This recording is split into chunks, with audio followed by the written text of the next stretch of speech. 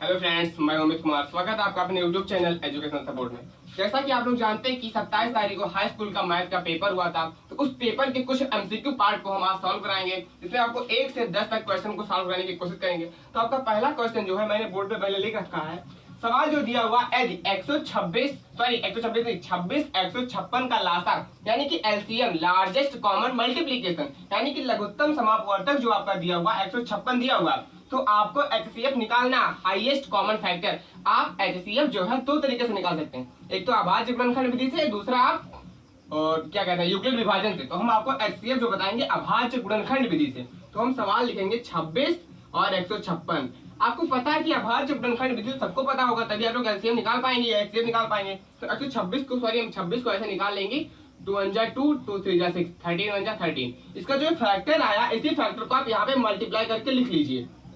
इसके बाद अगेन 156 का आप कर लीजिए। 156 का हम करके देखिएगा, 156 का हम करेंगे तो 2 7 जा 14, जो 1 कैरी बच रहा है दूसरे को हौसले में देंगे तो 2 8 जा 16 से अगेन 2 से डिवाइड करेंगे, 2 3 जा 6, 2 9 जा 18, 3 1 जा 3, 3 3 जा 13 और इसमें 13 1 जा 13 कट जाएगा। ये आपका जो ये नंबर बचा हुआ, इसी नंबर को आप यहाँ पे लिख लीजिएगा। इसको लिखने के बाद आप यहाँ पे एचसीएफ ऐसे लिखिएगा। एचसीएफ का मतलब होता है कि अगर आपका सवाल 2 लाइन का है, सॉरी 2 अंक का है, तो आप दोनों में वो अंक होना चाहिए जो आप सवाल में लिखे हों। तो ये देखिएगा जो 2 आपका है इसमें भी है और कोई गिनती इसमें मिल नहीं रहा, 3 नहीं है इसमें 3 नहीं है, इसमें 3 है, तो आप 13 को ले लीजिए। देखिए 13 दोनों में है, तो आप लिखिएगा 2 × 13 यानी कि 26। आपका जो आंसर नंबर बी है 26, ये आपका करेक्ट आंसर है। अगला नंबर 2 क्वेश्चन, अगला हम आपको पढ़ के बता रहे। क्वेश्चन लिखा हुआ है अभाज्य संख्याओं का एक युग्म। अब आपको पहले ये बता दें कि इसका अभाज्य संख्या होता क्या। देखिए इधर तो मैंने लिख दिया है अभाज्य संख्या, नोट लिखा हुआ अभाज्य संख्या जो होता है, अभाज्य संख्या का मतलब जिनका एचसीएफ सिर्फ एक के साथ हो, किसी अन्य दूसरी गिनती के साथ ना हो। जैसे कि मैंने एक सवाल दे रखा है 21 को अगर हम फैक्टर करेंगे तो 3 × 7 और 25 का 5 × 5, तो इसका एचसीएफ किसी दूसरे के साथ नहीं होगा, केवल एक होगा। तो ऐसे जो इसमें पेयर दिया हुआ यानी कि जोड़ा जो दिया हुआ, आप प्रत्येक जोड़े का चेक कर लीजिए। मान लीजिए पहला जो चेक करें ए नंबर से चेक करेंगे 14 और 35। अगर हम 14 का अभाज्य गुणनखंड करेंगे तो 2 × 7 हो जाएगा और इसका 35 करेंगे तो 5 × 7 हो जाएगा, यानी कि इसका एचसीएफ जो आपका है 7 आएगा। तो यानी कि आपका ये पूर्ण तरीके से आपको पता चल गया कि आपका ये अभाज्य संख्या नहीं, सब कट कर रहे हैं। नंबर भी चेक कर लिया जाए, नंबर भी आप चेक करेंगे तो 18, 25 होगा, यानी कि आप 18 को यहाँ पे लिख सकते हैं 2 × 3 × 3 और 25 को आप लिख सकते हो 5 × 5। तो आपका देखिएगा इसमें एक के अलावा कोई दूसरी गिनती आपका एचसीएफ नहीं निकल रहा, तो यानी कि आप बिना देखे आपको इसमें बता सकते हैं कि आपका ये पूरी तरह से अभाज्य संख्या माना जाएगा। ठीक, अब अगला क्वेश्चन नंबर 3 जो है हम पढ़ रहे हैं, सुनिएगा ध्यान से। बिंदुओं 5, 0 और -12, 0 के बीच की दूरी क्या होगी। मान लीजिए आपको माना, सवाल के अनुसार माना बिंदु ए, यानी कि बिंदु ए जो है आपका निर्देशांक दिया हुआ 5, 0 और बिंदु बी जो है उसका हम निर्देशांक लिख दे रहे हैं बिंदु बी। इसका बिंदु बी का निर्देशांक जो है -12, 0। हम बीच की दूरी के लिए फार्मूला लगाते हैं, जिसे ऐसे लिखेंगे बीच की दूरी बराबर, बीच की दूरी बराबर, ये आपका सोल्यूशन हम कर रहे हैं। बीच की दूरी का फार्मूला जो होता है √x2 - x1 का whole square plus y2 - y1 का होल स्क्वायर। अब आप सोच रहे होंगे कि x2 और x1 है क्या इसमें। देखिएगा जो आपका ये होता है बिंदु x1, ये y1, ये आपका x2 और ये y2। बस आपको कुछ करना नहीं है, बस आप वैल्यू को रखिए और उसका आंसर निकाल लीजिए। देखिएगा हम रख रहे हैं वैल्यू को √x2 की जगह पर -12, यानी कि -12 - x1 की वैल्यू 5 है, तो आप 5 रख दीजिए, अंडर रूट का होल स्क्वायर हो गया प्लस y2 जो है आपका 0 है। देखिए 0 -y1 भी 0 है, तो ये भी 0 हो जाएगा। इधर देखिएगा ध्यान से, ये जो आपका है माइनस और माइनस का प्लस होता है, यानी कि जोड़ेगा -12 और -5, यानी कि हो जाएगा -17। आप इसका होल स्क्वायर निकाल लीजिए और 0 का मतलब 0 ही होगा। आप किसी भी गिनती का अगर वर्ग करोगे, उसका चिन्ह माइनस है तो वर्ग में आपका प्लस ही आएगा, यानी कि आप 17 का वर्ग निकाल रहे हैं तो 289 हो जाएगा। तो आप 289, उसमें 0 ऐड करने से कोई फायदा है नहीं, तो आप इसे अगर स्क्वायर रूट निकालेंगे यानी वर्गमूल निकालेंगे तो इसकी वैल्यू 17 आएगी, जो कि आपका ऑप्शन नंबर डी है। लिखा हुआ वह छोटी से छोटी संख्या ज्ञात कीजिए जिसको 5, 56 और 91 से विभाजित करने पर प्रत्येक दशा में 7 शेषफल होगा। आपसे ये कह रहा है कि जो गिनती दिया हुआ है 5, 56 और 91, आप इससे इन चारों में से कोई एक ऐसा संख्या है जिसको आप विभाजित करोगे तो प्रत्येक अंक से विभाजित करने पर शेषफल 7 होगा। तो इसके लिए सबसे आसान तरीका है, जो आपको ये अंक दिया हुआ 5, 56 और 91 का एलसीएम निकाल लीजिए। तो एलसीएम आएगा, उसमें आप 7 को ऐड कर दीजिए, बस वही संख्या आपका हो जाएगा। देखिए कैसे करेंगे, यहाँ पे हम करेंगे सोल्यूशन। सोल्यूशन करने के बाद इसका हम निकाल रहे हैं एलसीएम। एलसीएम निकालना आप लोगों को तो पता ही होगा, 5, 56, 91। सबसे पहले एलसीएम हम 2 से डिवाइड करेंगे। 2 से डिवाइड करेंगे तो 5 आपका नहीं डिवाइड होगा, इससे बच जाएगा। 2 दूनी 4, 2 8 16, आप 91 भी लिख लीजिए। फिर 2 से कट कीजिएगा, ये 5 बच चुका, ये 14 और ये 91 बच चुका। ये फिर 2 से डिवाइड होगा तो 5, 7, 19। अब आप 3 से देखिएगा, 3 से कोई अंक नहीं कटने वाला, तो आप 5 से कीजिए तो 5 से 5 कट देगा, तो 7 बच चुका है, 19 1 बच चुका है। आप 7 से डिवाइड कीजिए, 1, 1, 7 को आप जब डिवाइड करोगे 19 1 को, तो आप यहाँ बचेगा 13, आप 13 से डिवाइड कर दीजिए। अब जो इसका ये अंक आया है, इसका आप मल्टीप्लाई करके लिखिएगा, LCM। एलसीएम का अगर हम मल्टीप्लाई कर रहे हैं तो 2 दूनी 4, 4 दूनी 8, 8 पंचे 40, 40 सत्ते 280, 280 को आप 13 से मल्टीप्लाई कर लीजिए।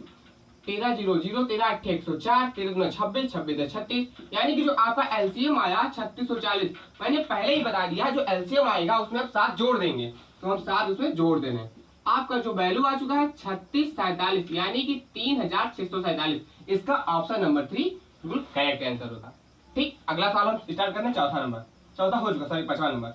लिखा हुआ 8 के प्रथम 15 गुणजों का योगफल, यानी कि 8 8 जोड़ के 15 बार, यानी कि 8 से 120 तक जितनी भी बीच की गिनती है उसको आपको ज्वाइन करना है 8 8 करके।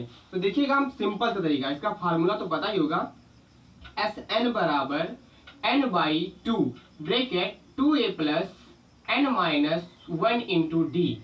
अब हम कैसे पता करें कि n क्या है, 2a क्या है, d क्या है? देखिए सबसे आसान तरीका है, जो n आपका है यानी कि कितना अंक जोड़ना है, तो बता रखा पहले 15 गुण जो, यानी कि n तो 15 हो जाएगा। सबसे आसान तरीका ये हुआ। उसके बाद हम बात करेंगे a क्या है। a का मतलब होता है पहली संख्या, तो पहली संख्या आपका 8 दिया हुआ, तो आप 8 लिख दीजिएगा। उसके बाद d तो कह रहा है कि 8 के 15 गुण, यानी कि 8 8 जोड़ के बोल रहा है ना, तो आप 8 लिख दीजिए इसके भी। अब आप वैल्यू रखिएगा, वैल्यू के तुरंत आंसर आ जाएगा। देखिए n की जगह पर हम 15 रख रहे हैं, बटे 2 हो जाएगा। आप इसे 2a को हम 8 रखेंगे, प्लस n भी 15 -1 इंटू डी, यानी कि क्रॉस लगा के डी जो 8 रख देंगे। अब आप इसे सॉल्व कर लीजिएगा, 15/2 ब्रैकेट लगा के 8 दूनी 16 प्लस आप 15 में से 1 घटाओगे तो 14 बचेगा। 14 को 8 से मल्टीप्लाई करोगे तो 112 हो जाएगा।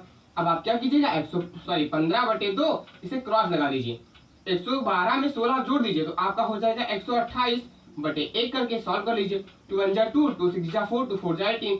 आप इसका मल्टीप्लाई करेंगे, बहुत आसानी है। 15 4 जा 60 और 15 6 जा 90 और 6 ऐड कर देंगे 960। आपका आंसर नंबर 1 करेक्ट है हुआ।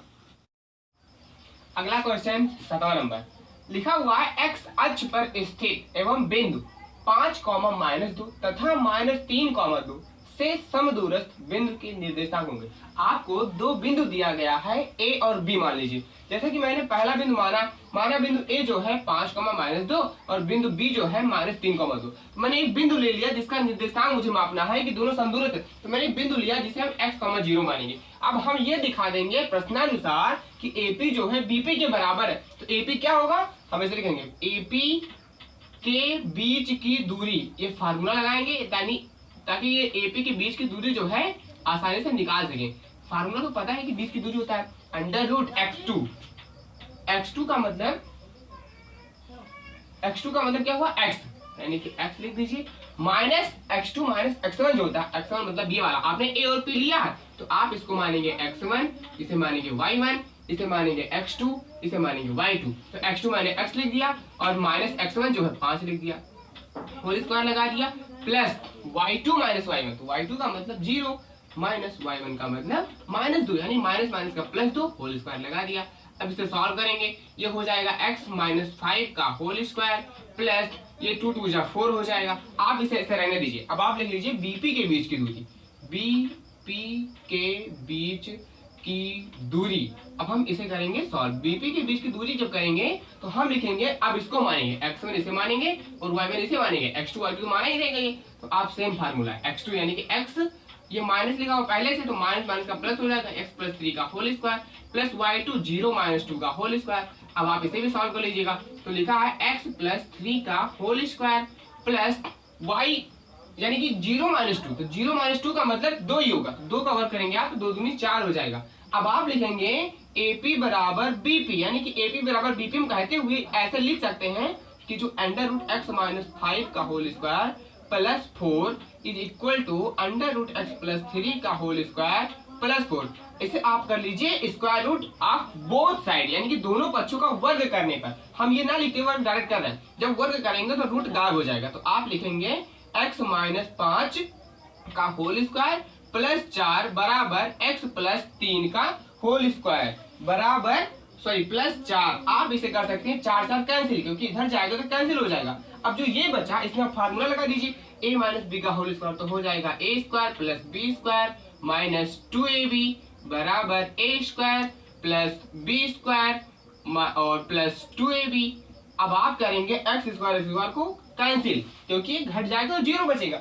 अब जो गिनती बचा या एबीसीडी का अक्षर बचा, सॉरी एबीसीडी का नहीं एक्स वाई अक्षर पर जो बचे हैं, तो माइनस 10 प्लस 6, तो ये हो जाएगा यहाँ पर लिख रहे हैं माइनस 4x। अगर एक साइड करेंगे तो ये माइनस 10 इधर है, इधर से ये आएगा तो ये माइनस 6 हो जाएगा, तो minus 10x minus 6x equal लगा के ये 9 जो लिखा हुआ माइनस 26 लिख देंगे, तो ये हुआ minus 16x equal to minus 16, ये minus minus cancel out, 16 16 cancel out, x equal to 1। तो मैंने जो बिंदु के निर्देशांक माना था x, 0, यानी कि बिंदु का जो निर्देशांक है आपका x, 0 मतलब 1, 0। आपका विकल्प नंबर 4 इज राइट आंसर। अगला सवाल हम देखेंगे 8वां नंबर।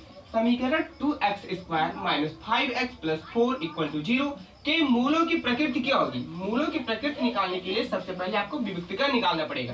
विभक्तिकर होता क्या, विभक्तिकर मतलब होता है d बराबर बी स्क्वायर माइनस 4ac। यहाँ पे हम लिख रहे हैं, सवाल को कैसे करेंगे आपको बताने की कोशिश करेंगे। देखिएगा d बराबर बी स्क्वायर माइनस 4ac, हम इस d को विभक्तिकर के नाम से जानते हैं। जब आप d निकाल लोगे तो आपको ये पता चल जाएगा कि मान कैसा है, वास्तविक है काल्पनिक है। अभी हिंट आपको बगल में दे रहे हैं, देखिएगा d बराबर बी स्क्वायर माइनस 4, b की वैल्यू आप रखोगे माइनस 5, तो माइनस 5 का स्क्वायर माइनस 4 मल्टीप्लाई a आपका 2 है और c आपका 4 है। इसे आप सॉल्व कर लीजिए। माइनस 5 का स्क्वायर करोगे तो होगा, क्योंकि निगेटिव का स्क्वायर करने पर पॉजिटिव 5 है, माइनस 8 8 चौक 32, तो इसका हुआ 1, यानी कि d जो आपका है माइनस 7। यहाँ पे आपका होगा काल्पनिक यानी कि वास्तविक नहीं, बी नंबर सॉरी 2 नंबर आपका ये। अगला क्वेश्चन जो आपका है 9वां नंबर। दो त्रिभुज एक दूसरे के समरूप होंगे। जब त्रिभुज समरूप की बात की जाए तो आप कुछ शर्तों का ध्यान रखिए, जो कि शर्तें आपके विकल्प में ही दिया गया, लिखा होगा इनके जो दोनों संगत कोण हो आपस में दोनों के बराबर होने चाहिए, तो ये पहला सही है। अगला देख लेते हैं, लिखा है इनकी संगत भुजा समानुपाती हो, यानी जो त्रिभुज दिया हुआ है उनकी जो दोनों भुजाएं हो आपस में एक दूसरे के समानुपाती हो, तो आपका विकल्प नंबर 3 राइट आंसर। अगला क्वेश्चन 10 नंबर की ओर बढ़ते हैं। त्रिभुज ODC मीन डिफरेंस त्रिभुज OB है, यानी कि अल्प अंतर इन दोनों त्रिभुजों के बीच में है। तो आपका अगर एक कोण BOC जो है 125 अंश दिया हुआ है, तो और CDO 70 अंश दिया हुआ, तो आपको निकालना कोण OAB। तो हम बहुत ही आसान तरीके से कोण OAB का मान निकालने के लिए बहुत ही आसान तरीका लाया हूँ। देखिएगा पहला जो इसका आंसर होगा ऐसे बहुत ही आसान तुरंत निकाल सकते हैं। आप लिख लीजिए कोण BOC प्लस कोण OAB बराबर 180 अंश। बस आपको कुछ करना नहीं है, कोण BOC का वैल्यू रख देना, तो वैल्यू आपका होगा 125 डिग्री यानी कि 125 अंश प्लस कोण OAB बराबर 180 अंश। आपको जिस कोण का वैल्यू निकालना है उसको आप एक तरह से रोक लीजिए, मैं ऐसे रख के रहा हूँ उसे 180 अंश, ये आपका इधर प्लस में था, इक्वल के उधर जाएगा तो माइनस में हो जाएगा, माइनस 125 अंश, तो आपका ये आ जाएगा कोण OAB बराबर 55 अंश, यानी कि विकल्प नंबर 1 आपका इधर राइट आंसर। धन्यवाद।